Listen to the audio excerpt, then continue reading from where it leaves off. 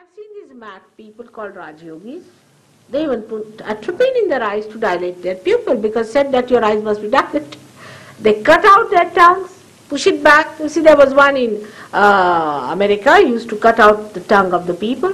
They used to wag their tongues. Even there are now today people affected by this great guru, whose tongues are still wagging like this, and they used to put back their tongues. Do you mean to say by doing all these tricks you are going to raise the Kundalini?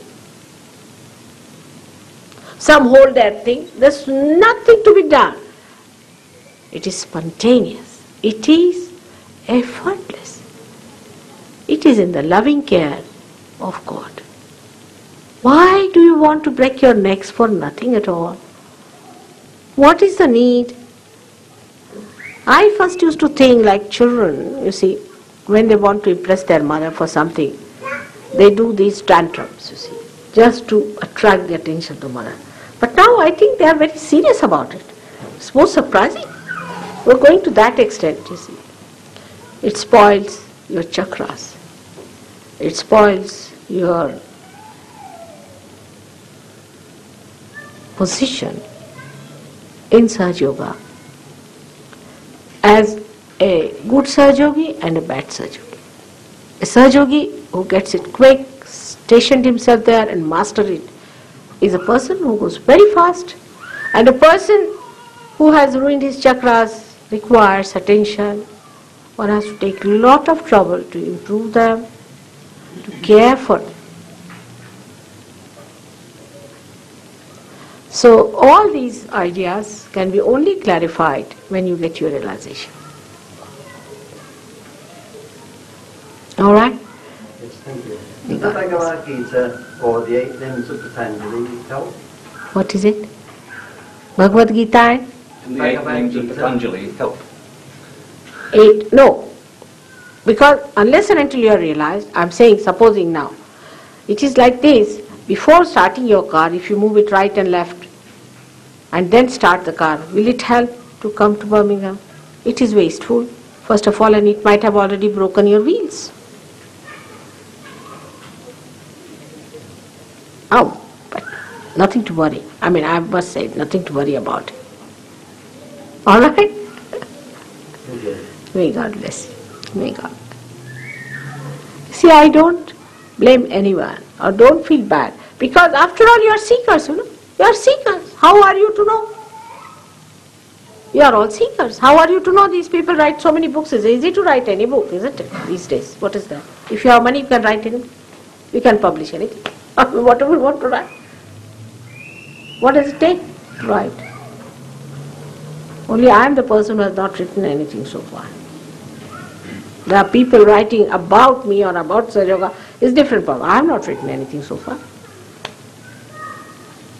Christ has not written anything. Sri Krishna never wrote anything. Rama never wrote anything. But I'll have to write, I think. I wrote something and people said it goes over our head, mother, because as soon as we read it, we become thoughtless. Now what to do?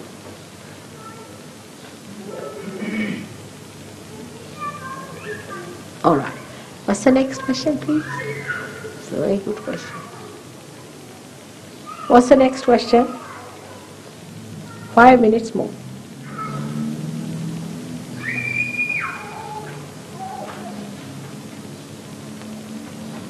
Yes.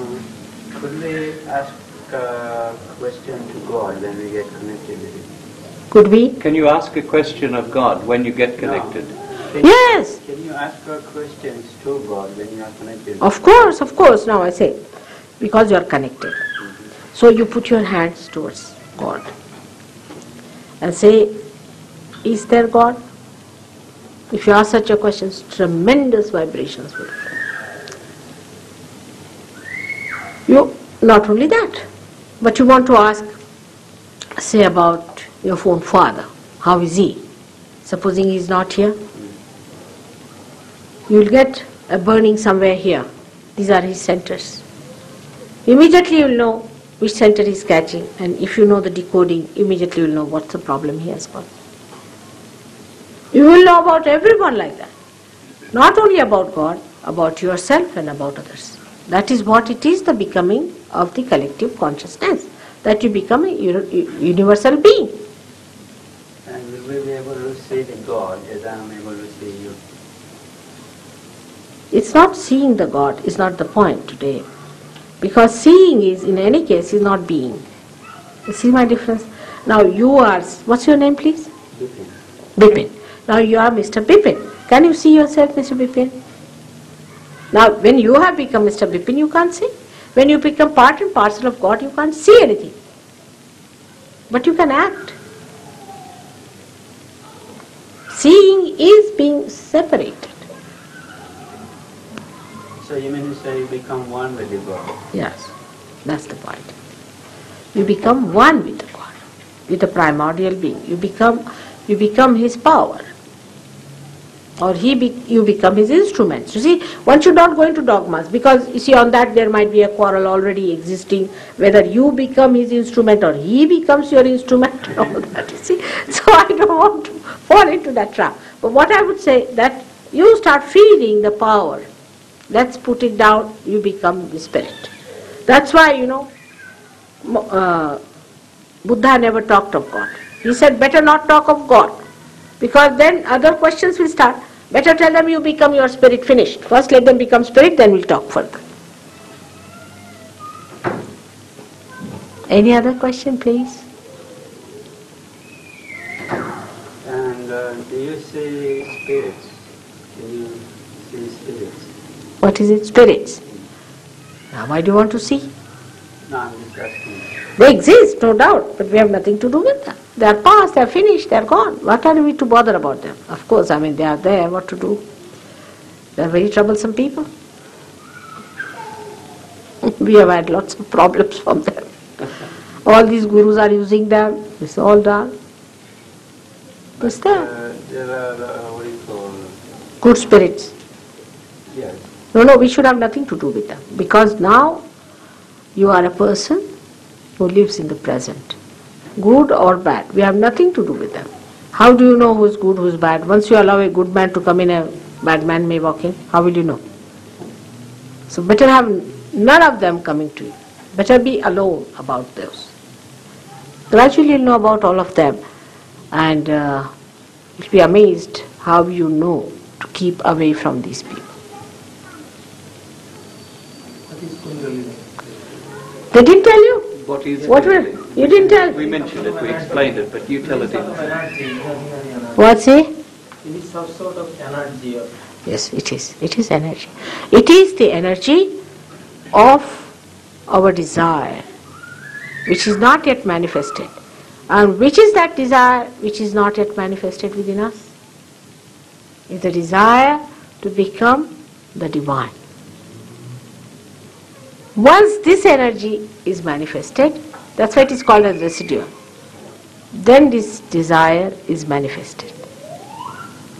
You have to create and imagining this energy and build and grow it as you think you have. You have to create and imagine this energy. No. It exists. It's there. Nothing is imaginary, nothing is to be done by you. It's all there, just like a prelude in a seed. It exists there. You don't have to, there's nothing, imaginary things, nothing. It's really there. You can see the pulsation. You can see it pulsating. You can see it rising. You can feel the pulsation on top of your head. You can see the breaking of this. You can see the cool breeze coming out of your head, the real baptism taking place. It's all there. It's all there. It's no imagination needed at all. It's not thinking. By thinking you don't do it. If you think, say, about a seed, that I imagine now this seed will sprout. Will it sprout? No.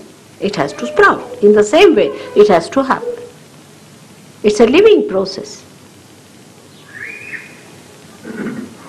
When we realise we have a desire for self-realisation, we don't readily grasp it.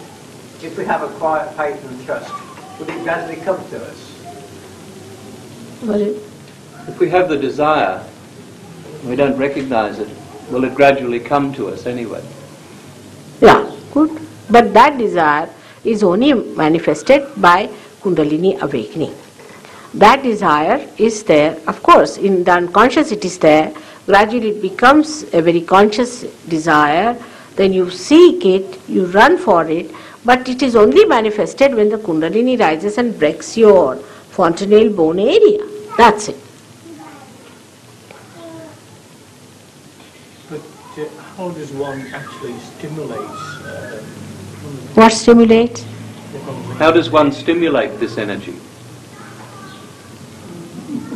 It just gets stimulated. It is there. I think something special about me. And then you become the same special being. You can do it too. It's question, as I told you, a light enlightens another light. All right? In the same way.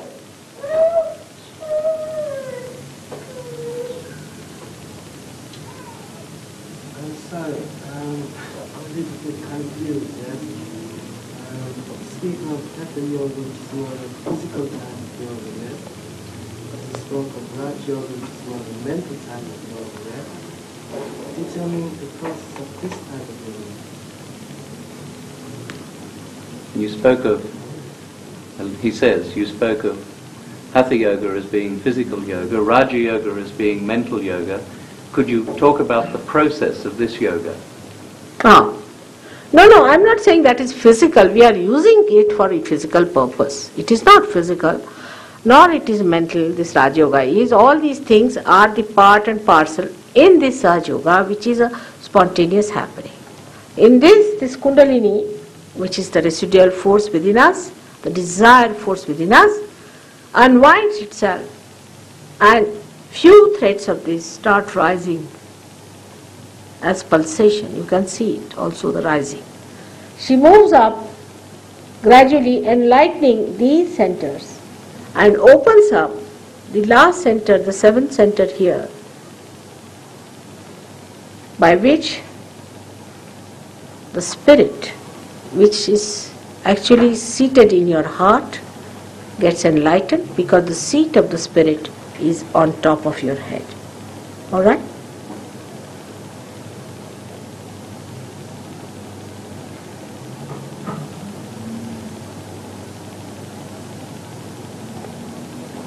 No questions? All right. So now I think we should have it. What do you say? Better have it. All right. Just put your hands like this.